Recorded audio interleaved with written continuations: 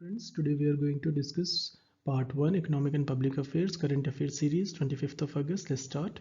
The first and most important news of the day will be futures retail. They have averted default by paying a payment of 100 rupees 100 crores on interest on foreign bonds. Now why they have done this? So that they don't come into a legal complication due to default at this stage, and they had paid on the 30th day of the 30-day grace period. This should be noted here. This is a Kishore Bayani's group. It's already in Reliance is going to take it over, so they didn't want it to come under any legal complication, so they have done it. The second report is coming from Fitch, and they have said that weak oil refining margins will hit fuel retailers like state-owned oil refiners such as IOC, BPCL, HPCL. They will take longer than previously expected time to recover their refining margins. Now when Fitch says something like this, it is of very serious nature, because in one of my earlier lecture I said how Moody's work, how Standard and Poor make their ratings, and how Fitch comes number 3. Moody's are number 1, Standard and Poor's being number 2. So let's move to the next news. The next, it's just Supreme Court concludes hearing on AGR case, that is adjusted gross revenue case. This has been in hearings for last 1 year. Supreme Court has reversed its judgment. I will be making a complete detailed feature on this. As Sunil Mittal has said from Airtel, has said that the tariffs are likely to be raised in coming next 4 to 6 months. So how the things, and but it has given a very clear direction. I mean, RCOM has said to in Supreme Court itself, that is Anil Ambani's group, that they are going for liquidation if they have no other option left. So how the government and Supreme Court has given clear directions on it, that if unwilling to pay their dues, it would direct the government, rather the Supreme Court has used the word direct the government to cancel their spectrum allocation and license. So in this future, Vodafone Idea looks very bleak now. So it's ruling by the Telecos has written to the central government on this. So it is well to be very critical for the industry, and two of the ministries are in direct confrontation, as said by Kapil Sibal, who appeared for in Supreme Court on this. So next news will be LIC. I will make a complete feature on Supreme Court news on this, on how the telecoms are working.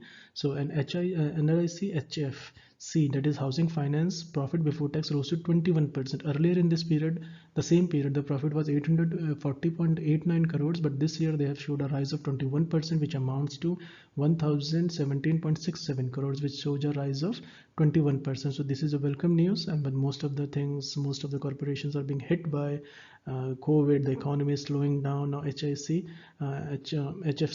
reports of profit, so it's a heartening news. So next is APL panel against reappointing HV, LUDA and Birla Group firms. So this is being filed in Kolkata High Court and Kolkata High Court.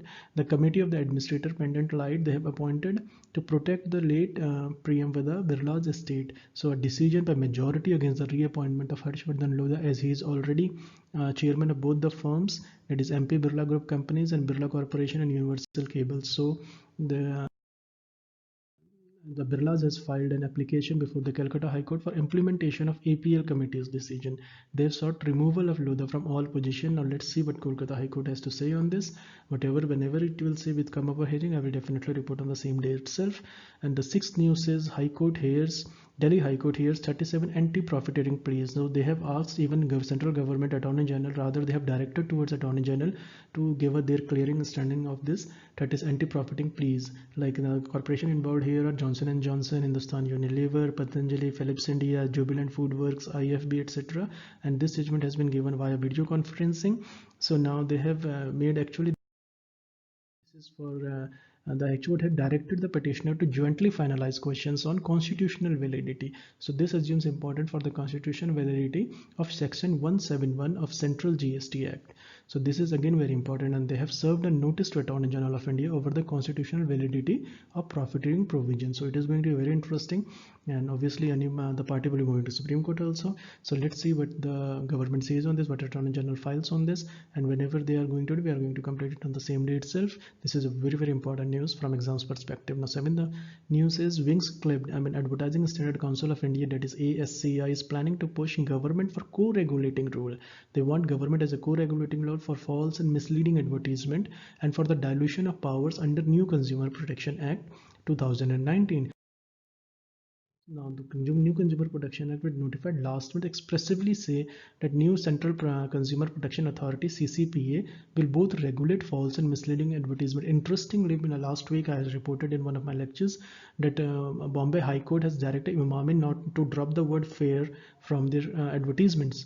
So if they are going to drop Imami, I mean, the next day that newspapers were full of the same ad, but I think they have definitely withdrawn now under the direction of Bombay High Court. The courts are very serious on this, and now the wants the government as a co-regulating body into it. Now, another important news is the Kerala cabinet has passed resolution against leasing of airport to Adani Group. This has been passed unanimously, and Pranay Vijayan has written to re-examine this decision, and it should be given to handling by special purpose vehicle on which state government has a stake. They really wanted it badly, Thiruvananthapuram Airport, and they have even agreed to match Adani's quote on it.